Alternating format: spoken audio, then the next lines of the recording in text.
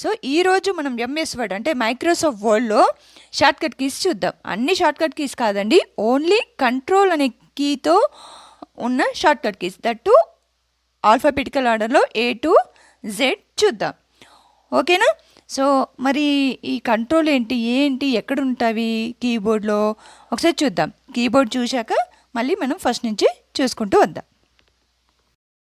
Personal కంప్యూటర్స్కి keyboard ఉంటుందని తెలుసు కదా, దీన్ని మనం కీబోర్డ్ అంటాము.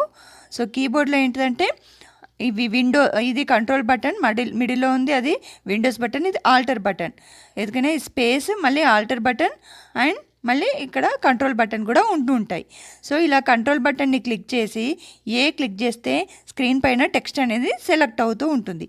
So at a time click చేయాలి మనం.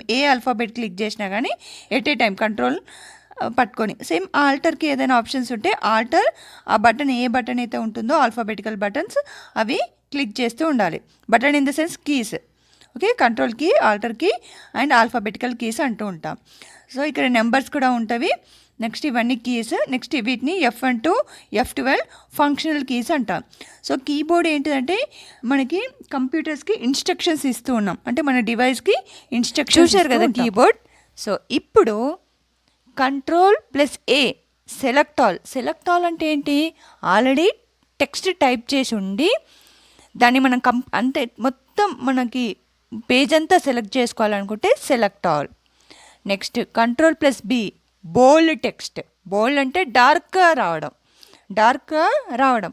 సో మనం ఏదైనా టెక్స్ట్ని సెలెక్ట్ చేసి ఇప్పుడు ఈ టెక్స్ట్ మనకు బోల్డ్లో రావాలనుకోండి, ఇలా సెలెక్ట్ చేస్తాం, మౌస్తో సెలెక్ట్ చేస్తాం. అంటే మొత్తంగా సెలెక్ట్ చేయాలంటే సెలెక్ట్ ఆల్, మనం కొంచెం పార్ట్ మాత్రమే సెలెక్ట్ చేసుకోవాలనుకుంటే మౌస్తో ఇలా సెలెక్షన్ చేస్తాం. అప్పుడు చేసి Ctrl+B క్లిక్ చేస్తే మనకి బోల్డ్ లెటర్స్ కొంచెం డార్క్లో వస్తాయి. Next Ctrl+C copy text. మనం ఏదైతే టెక్స్ట్ సెలెక్ట్ చేస్తామో మౌస్తో మనకి ఎంత కావాలంటే అంత టెక్స్ట్ని సెలెక్ట్ చేసి కాపీ క్లిక్ చేస్తే అది కాపీ అవుద్ది. ఓకే, దాన్ని మనము ఎక్కడంటే అక్కడ పేస్ట్ చేసుకోవచ్చు. పేస్ట్ చేసుకోవాలనుకుంటే మనకు మళ్ళీ Ctrl+V పేస్ట్ టెక్స్ట్ అని ఉంటుంది. ఓకే, నెక్స్ట్ Ctrl+D క్లిక్ చేస్తే మనకి ఫాంట్ ఉంది కదా, దాంట్లో ఫార్మాటింగ్ విండో ఓపెన్ అవుద్ది. ఓకే, ఫాంట్లో ఫార్మాటింగ్ విండో ఓపెన్ అవుద్ది. నెక్స్ట్ Ctrl+E అంటే సెంటర్ టెక్స్ట్. మనం ఏదైనా టెక్స్ట్ టైప్ చేసి ఉంటాం కదా, సో ఆ టెక్స్ట్ సెలెక్ట్ చేసేసి మనము Ctrl+E క్లిక్ చేస్తే సెంటర్లో అంటే మిడిల్ ఆఫ్ ది స్క్రీన్ వస్తుంది. ఓకే, లెఫ్ట్ క్లిక్ చేస్తే లెఫ్ట్, రైట్ క్లిక్ చేస్తే రైట్, టెక్స్ట్ అనేది చేంజ్ అవుతూ ఉంటుంది. ఓకే, అలైన్మెంట్స్ అనేవి చేంజ్ అవుతూ ఉంటవి. Next Ctrl+F find. For example మీరు టెక్స్ట్ టైప్ చేశారు.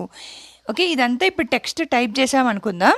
దీన్ని మనము ఫర్ ఎగ్జాంపుల్ మనకి ఒక లెటర్, ఏదైనా ఒక లెటర్ కనిపించట్లేదు, W అనే లెటర్ కనిపించట్లేదు, లేదంటే ఒక వర్డ్ కనిపించట్లేదు, ఒక సెంటెన్స్ కనిపించట్లేదు అనుకుంటే అప్పుడు ఫైండ్ క్లిక్ చేసి ఫైండ్ అనే ఆప్షన్ వస్తుంది. అక్కడ మనం ఏం కనిపించట్లేదు అనుకుంటున్నాం అది టైప్ చేసి ఫైండ్ అని క్లిక్ చేస్తే అక్కడికి కర్సర్ అనేది పోతుంది. Next Ctrl+G go to or bookmark అంటాం. సో గో టులో ఏంటిదంటే మీరు ఎక్కడ టెక్స్ట్ వెళ్ళాలనుకుంటున్నాం, టెక్స్ట్ దగ్గరికి వెళ్ళాలనుకుంటున్నామా, లేకపోతే pages, first page, second page, third page, fourth pages దగ్గరికి వెళ్ళాలనుకుంటున్నామా, లైన్స్. సో మీరు గోటులో ఎలా సెలెక్ట్ చేసుకుంటే అలా వస్తుంది. లైన్స్ వస్తుంది, టెక్స్ట్ వస్తుంది అండ్ పేజెస్ వస్తుంది. సో ఫస్ట్ పేజ్లో ఉన్నారు, మీరు ఒక 100 పేజెస్ టైప్ చేశారు, ఫస్ట్ పేజ్లో ఉన్నారు, మీకు 10th పేజ్కి వెళ్ళాలని ఉంది అంటే కర్సర్తో ఇలా మూవ్ చేయడం కష్టం అనిపిస్తే గో టు క్లిక్ చేసేసి అంటే Ctrl+G క్లిక్ చేసేసి మనం పేజ్ నెంబర్ 6 అక్కడ పేజ్ నెంబర్ అని సెలెక్ట్ చేసేసుకొని పేజ్ సెలెక్ట్ చేసేసుకొని 6 అని క్లిక్ చేస్తే 6 పేజ్కి, 10 అని క్లిక్ చేస్తే 10th పేజ్కి వస్తుంది. ఏమి టెక్స్ట్ టైప్ చేయకుండా మీరు క్లిక్ చేస్తే రాదండి. టెక్స్ట్ టైప్ చేసి అంటే ఆ పేజెస్లో అయితే టెక్స్ట్ ఉంటే టైప్ చేస్తే వెళ్తుంది, లేదంటే లైన్స్, మీరు చాలా లైన్స్ టైప్ చేయరు, మీకు 10th లైన్ ఎక్కడుందో సెలెక్ట్ చేసుకోవాలంటే లైన్స్కైనా వెళ్తుంది. Next Ctrl+H replace. For example మీరు కొందరికి ఒక హాబీ ఉంటుంది. ఏంటిది అంటే హాబీ అని కూడా కాదు, అది బై మిస్టేక్లో డి ప్లేస్లో బి ప్లేస్లో డి టైప్ చేశారనుకోండి. సో ఎంటైర్ పేజ్ అంతా అలాగే చేశారు. ఒక్కొక్క దానికి వెళ్ళి బిని డి క్లిక్ చేసుకుంటూ వెళ్ళడం కష్టం కదా, అంటే ఎగ్జాంపుల్ చెప్తున్నాను.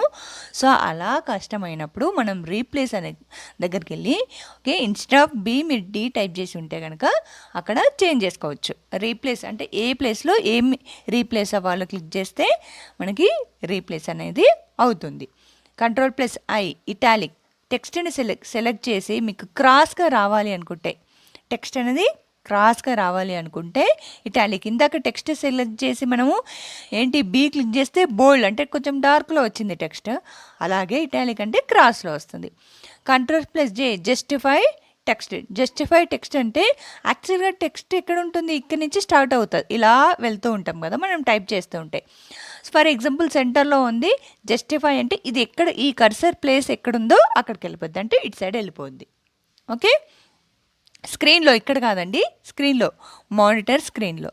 ఓకే నెక్స్ట్ హైపర్ లింక్ అంటే లింక్స్ ఓపెన్ అవుతాయి. ఏంటి హైపర్ లింక్ అంటే Ctrl+A K hyper link.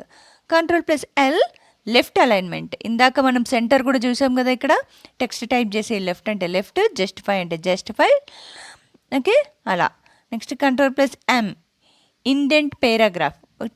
Text మనకి టైప్ చేసి ఉంది, దాన్ని సెలెక్ట్ చేసి Ctrl+M క్లిక్ చేస్తే మనకి ఫర్ ఎగ్జాంపుల్ సెంటర్లో ఉంటే లెఫ్ట్కి అలా వెళ్ళిపోతుంది. అంటే డిక్రీజింగ్ ఇండెంట్, ఇంక్రీజింగ్ ఇండెంట్ అని అంటారు. ఇంక్రీజింగ్ ఇండెంట్ వచ్చేసి మనకి ఎక్కడ ఉంటుంది, Ctrl+Qలో ఉంటుంది. ఓకేనా ఇక్కడ ఉంటుంది ఒకటి ఇంక్రీజింగ్ ఇండెంట్, ఒకటి డిక్రీజింగ్ ఇండెంట్ అనమాట. ఇంక్రీజింగ్ ఇండెంట్ అయితే ముందుకెళ్తుంది, డిక్రీజింగ్ ఇండెంట్ వెనక్కి వచ్చేస్తూ ఉంది. నెక్స్ట్ Ctrl+N అంటే న్యూ డాక్యుమెంట్ అనేది ఓపెన్ అవుతుంది. అంటే ఇప్పుడున్న పేజ్, ఇప్పుడున్న ఈ కనిపించే స్క్రీన్ కాకుండా నెక్స్ట్ స్క్రీన్ ఓపెన్ అవ్వాలి అనుకుంటే న్యూ డాక్యుమెంట్. Ctrl+N అంటే న్యూ డాక్యుమెంట్. Ctrl+O అంటే ఓపెన్. మీరు ఓపెన్ క్లిక్ చేసి మీకు సెలెక్టెడ్ డాక్యుమెంట్స్ ఉంటాయి కదా, అలా మీ డాక్యుమెంట్స్ ఏదైనా సేవ్ ఉన్నాయి మళ్ళీ ఓపెన్ చేసుకోవాలనుకుంటే చేసుకోవచ్చు. Ctrl+P మీరు అంటే స్క్రీన్ పైన ఉన్న పేజెస్ ఏవైనా టెక్స్ట్ కానీ ప్రింట్ చేసుకోవాలనుకుంటే ప్రింట్ క్లిక్ చేయాలి. నెక్స్ట్ Ctrl+Q చెప్పాను కదా ఇందాక. So decreasing indent, increasing indent, clear the formatting from the ruler నుంచి క్లియర్ అవుతూ ఉంటుంది. Next Ctrl+R right alignment. ఇందాక మనం లెఫ్ట్ అలైన్మెంట్ చూసాము, సెంటర్ చూసాము. ఓకేనా నెక్స్ట్ ఇది రైట్ అనమాట. Right alignment text, right text అయినా రైట్ అలైన్మెంట్ టెక్స్ట్ అయినా సేమ్. నెక్స్ట్ Ctrl+S అంటే సేవ్. మనం టైప్ చేసింది సేవ్ అవ్వాలనుకుంటే సేమ్ అయ్యేటప్పుడు మనం అక్కడ డాక్యుమెంట్కి నేమ్ ఇవ్వాలి. Ctrl+T అంటే ట్యాబ్ ఓపెన్ అవుతుంది. ఓకే నెక్స్ట్ Ctrl+U అంటే అండర్లైన్. టెక్స్ట్ సెలెక్ట్ చేసేసి అండర్లైన్ క్లిక్ చేస్తే ఆ టెక్స్ట్కి అండర్లైన్ వస్తుంది. ఓకే ట్యాబ్ అంటే ఏంటిదంటే మనకి స్పేస్ యూజ్ చేసుకుంటే కొంచెంగానే స్పేస్ వస్తుంది కదా, కొంచెం ఎక్కువగా కావాలనుకుంటే ట్యాబ్ యూజ్ చేసుకోవచ్చు. అలాగే దీని ద్వారా ఇంకా మెనీ యూజెస్ ఉంటాయి. ఓకే నెక్స్ట్ Ctrl+V అంటే పేస్ట్ టెక్స్ట్. ఇందాక Ctrl+C అన్నప్పుడు కాపీ చేసాం కదా, ఈ కాపీ చేసింది ఎక్కడో పేస్ట్ చేయాలనుకుంటాం కదా, ఇమేజ్ కావచ్చు టెక్స్ట్ కావచ్చు, ఏదైనా కాపీ చేస్తే కాపీ అవుద్ది, పేస్ట్ చేస్తే పేస్ట్ అవుద్ది.